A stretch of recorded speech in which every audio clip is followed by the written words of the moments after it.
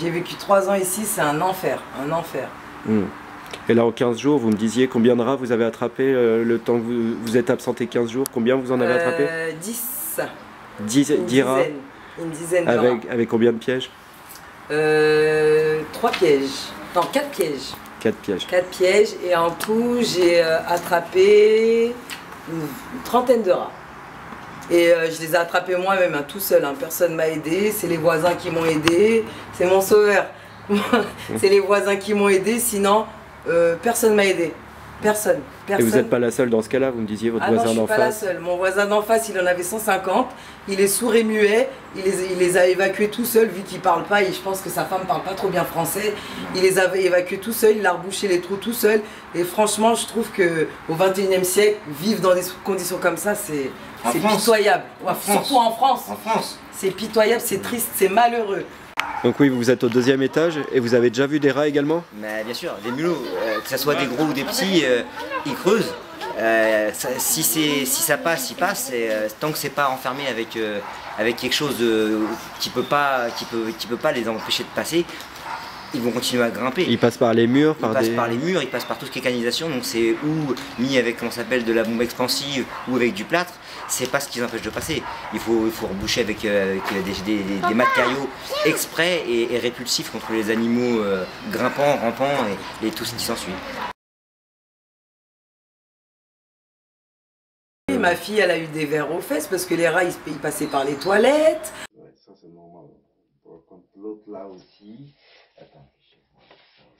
J'ai ma petite fille de 3 ans qui a eu un gros orgelet. Moi, j'arrive pas à respirer dès que je suis dans le logement. Je sais pas si c'est par rapport au rat ou pas. J'arrivais plus à respirer, ma voix se coupe. Du coup, j'ai un rendez-vous à l'ORL, mais c'est grave quand même. Hein. Et c'est pas des souris, c'est des gros rats. Non, ce qu'il faut dire que c'est grave, c'est que ça, les gens, ils arrivent ici, il faut savoir qu'ils déménagent. Moi, je vois les gens arriver, ma parole, on dirait une cour de prison. Hein. Les gens, ils rentrent, ils sortent, ils veulent pas rester. Ou pas du tout venir.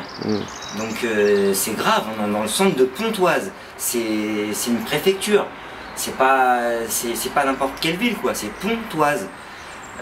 Mince, faites quelque chose.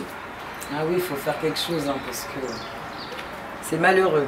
Malheureux pour les gens qui vivent ici, franchement c'est malheureux. On est laissé à l'abandon. Rien n'est fait pour maintenant ce quartier qui est à l'origine de tout ce qui se passe ici. Tout l'ouest francilien, que ce soit Cergy, que ce soit Vauréal, que ce soit Éragny, était hébergé par ici. Ça ne l'est plus maintenant, les gens fuient ces lieux à cause du délabrement et le laisser-aller des grosses structures de logements sociaux. C'est quoi la porte elle est cassée, ça va faire quoi depuis cet été que c'est comme ça? Non, mais ils n'ont même pas remplacé la poignée. Ça a été remplacé provisoirement et ça a été laissé à l'abandon, c'est tout. C'est-à-dire qu'ils font que réparation sur réparation. Il n'y a pas de... Les ascenseurs, c'est des dangers publics. Ils sont ouverts à la main par les jeunes pour pouvoir sortir. Là, la porte elle ferme pas? Bah non, elle ferme pas, donc ça fait courant d'air. C'est-à-dire que là, ici, il fait froid. Et les autres portes du haut, bon, ça va encore, mais... C'est des portes incendies, ça? Exactement, c'est des portes coupe-feu qui devraient être complètement fermées. La sécurité des gens. Voilà. Ça, c'est une porte qui devrait être fermée par un digicode puisque l'entrée devrait être sécurisée aussi. Mais il n'y a pas. Donc après si vous avez un flash ou quoi, là ici c'est bien pire que ce que vous pouvez imaginer.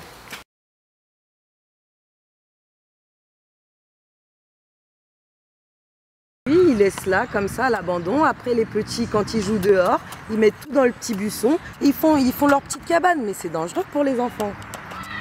Avec ce qu'ils trouvent comme ça au pied des immeubles. Ils mettent là. Et ça reste combien de temps comme ça au pied? Ça peut rester des années.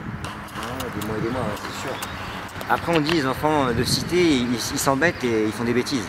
Bah ouais, mais ils ont rien pour jouer, ils ont rien pour faire et les seules choses c'est des fritures, des ordures et de la saleté. Ouais. Et les impôts on les paye et tout ce qui est taxes, charges on les paye, mais rien n'est fait. Juste on peut constater devant, l'eau elle stagne, les voitures passent, il n'y a rien qui est fait. Ils ont mis juste un petit plot au cas où les gens se noient.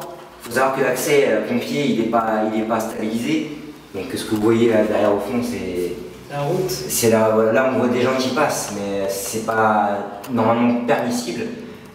Par quel fait on ne sait pas. alors que c'est devant chez nous. Les poubelles, elles ne devraient pas être dans le bâtiment, elles sont dans les bâtiments. On devrait avoir des engagements de poubelles bien spécifiques, surtout de nos jours. Le plafond, il manque quelques éléments aussi. Bah en fait, ouais, ils ont commencé, rien n'est fini quoi. Alors qu'ils ont camouflé un peu ce qui était à faire.